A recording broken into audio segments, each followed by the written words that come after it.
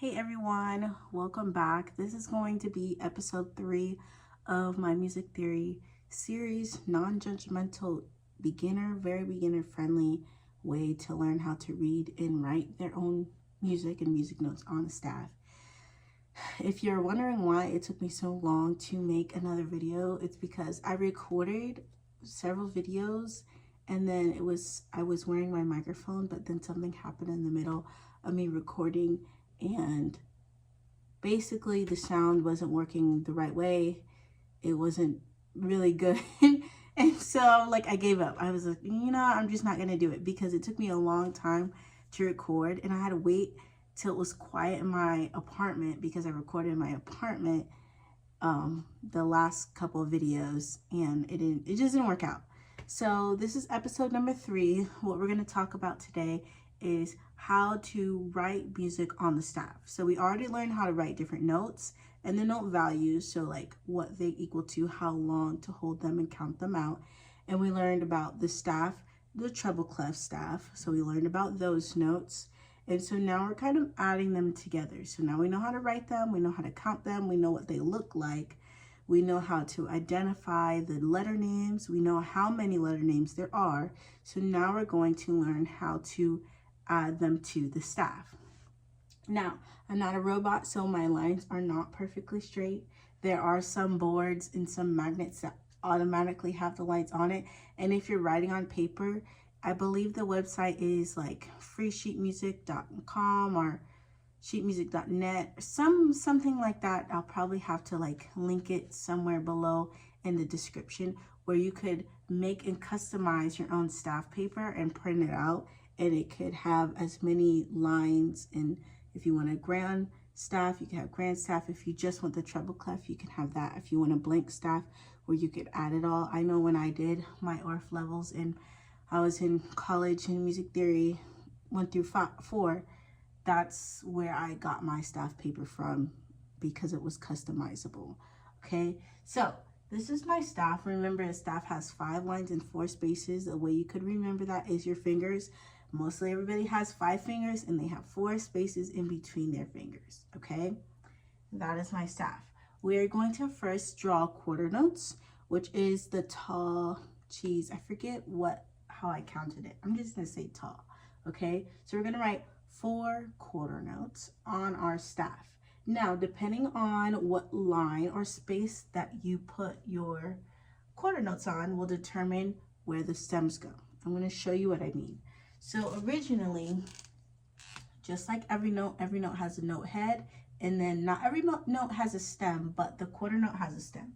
So if I'm going to draw my quarter note, I'm going to draw on my second space. I'm going to color in my note head because a quarter note, can you see that okay? I think so. Is filled in, and then because it is below the 3rd line, and remember you always count from the bottom, so you have 1, 2, 3, 4, 5 lines. Because it is below the 3rd line, the stem is going to go up. When it goes up, it is always on the right side of the note head. When it is on the 3rd line and above, the stem goes down. Okay, the stem goes down. Sometimes the stem goes down. Sometimes when it's on the 3rd line, you might see it one way or the other, but everything above the 3rd line, the stems always face down. It's like that, I believe, because when you're writing music, it's easier to read. And if you did not know this, it's kind of a fun fact because I didn't realize this until I was like deep in music and music theory, that the stems are not random. They are all the same length, but if you draw them correctly, or if you really pay attention to how it's written on actual music, the stem always goes to that same note above the staff. So since this is on the 2nd space, so FA, because space is face, FA, the next A would be on this ledger line right here. So my stem goes to that next A in the next octave. Same thing here, B is here. B is the third line, because even George Bush drives fast, or every good boy does fine. This B line right here, if we're drawing B, there's a legend line, and then this would be B underneath, and that is where it goes. So that's just kind of like a little hidden Easter egg, I'd say, or like a fun fact, because I didn't even realize that until I was in music theory class, mind you, when I first started playing the flute and playing the clarinet and playing the violin, and even playing the piano, because I played the piano when I was in elementary school. I did not realize that. It wasn't until I was like maybe in high school or college that I realized that the stem isn't just a random length. It goes to the next octave of that letter, which is cool. So if I'm just gonna draw some more notes so you can see the direction of the stem. So if I'm gonna go up, this stem will go down. And then if I draw another note down here, this stem will go up, okay? So when you are drawing your stems on your staff, you always want to make sure that you are putting them in the right direction, okay? Because if a musician is reading your music, they're going to be like confused, like, what? That's not correct. When you're drawing your note head, no matter what kind of note it is, whole note, half note, quarter note, eighth note, you always want your note head to go directly in between the space. So these lines are kind of big, so I had to draw from the line to line, and I filled it all the way in. And if it's going in the line, you always want to make sure the line is going directly through the note head. I'm going to give you some examples of what not to do. I'm going to change my color here. I'm going to use blue, and an example of what not to do, I'll just draw it next to it, is if you're drawing in the middle, is to do it where it's not filling up the space all the way. That would be incorrect. Or if you're drawing on the line, you don't want it to be kind of like, kind of in the line, but kind of in the space, because it's not very clear of what you want to play or what you want to sing, right? Even here, this is kind of okay, but kind of not. I know sometimes some people draw just like little lines. Just make sure when you're writing your notes on your staff, it is very clear of your intention, okay? So the next thing we're gonna do is we're going to draw a scale. Usually a lot of the scales that people learn first is the C major scale. If you're singing or playing the piano, playing an instrument kind of varies depending on what key the instrument is, but C is a good place to start, because in that scale there are no sharps or flats. It's all white keys on the piano. You don't have to think about it too hard. So I'm going to erase this, and I'll come back and we'll start drawing the C major scale. Okay, I'm back. I have my fresh staff here. We are going to draw the C major scale. So all scales, all major scales and all minor scales have 8 notes, okay? There are a lot of different types of scales, but we're gonna start off very easy. I'm going to draw beneath the staff the notes that are in the scale.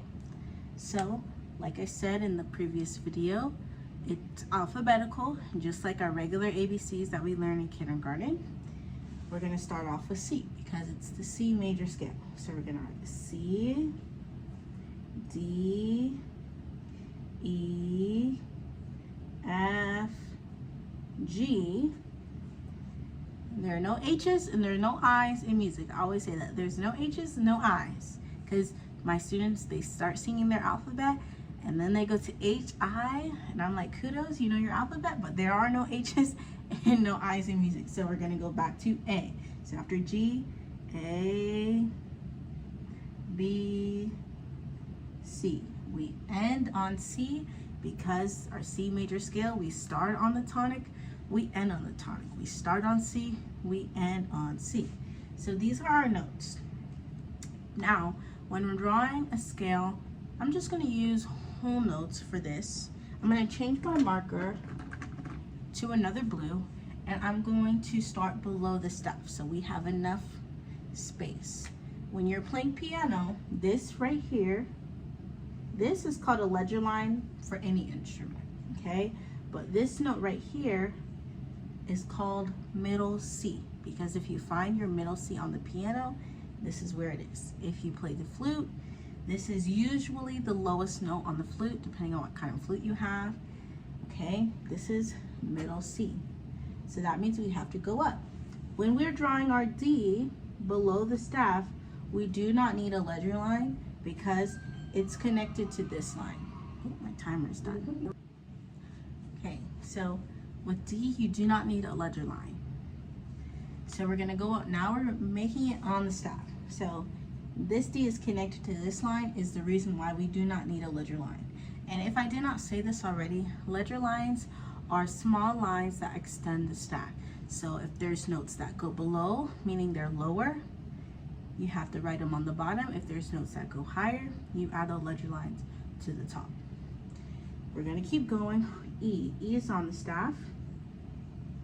Okay, so my whole note, my line is going right through it.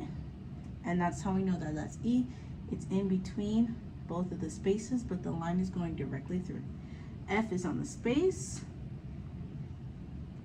Okay, G is on the line. A is in the space. B is on the line. And C is in the space, okay? And then I'm just gonna write a bar line here because that's the end. So now we have our C major scale. Now, if you wanted to add solfege, this is optional. I'm throwing this in for some of the advanced people out there. If you are singers, if you would like to add solfege, solfege is a musical sign language, basically hand symbols that represent the notes that you sing or play. I'm gonna write it below. So we have do is C because that's the tonic, that's the first one. Do, re, mi, fa, sol, la, ti, and do, because we always end on do. If you're a Sound of Music fan, they use solfege in that movie, and if you know that song, it's correct. So we have do, re, mi, fa, sol, la, ti, do, C, D, F, G, A, B, C, and then the same thing here on the staff. So if you can apply this to any scale, you can start on any note. As we go on, we will learn about not time signatures. We'll learn about key signatures because each scale has a different key signature, and that means you're adding accidentals, or if you're playing the piano, you're adding the black keys. If you're playing an instrument, you're playing like the, how do you say, like the special version of that note, okay? When I teach my elementary schoolers about, we don't necessarily learn all the scales, but we learn about accidentals and they play on the xylophones. We use different bars. We literally have to take off bars and put on the accidental bars. So they know it's different, but they are similar. So it's like the same letter, but special, like the special version of that note. I hope this helps. If you have any other questions, feel free to put it in the comments. I would love to make another video. And yeah, just let me know. I'm going to do episode number 4, hopefully soon, about another scale and kind of getting into some more music theory that will help you as a beginner learning how to read music. Have a nice day. I'll see you in the next video.